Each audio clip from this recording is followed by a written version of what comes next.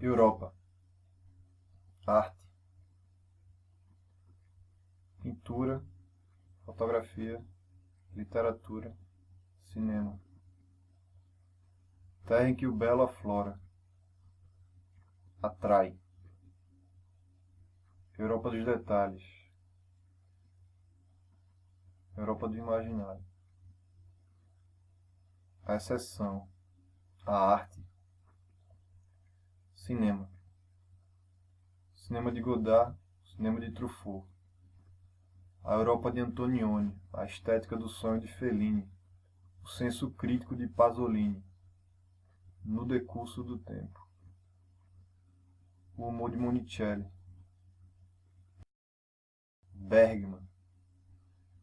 A discussão, a vanguarda. O conteúdo e a forma. Que vem antes. Que realmente o seja. Europa.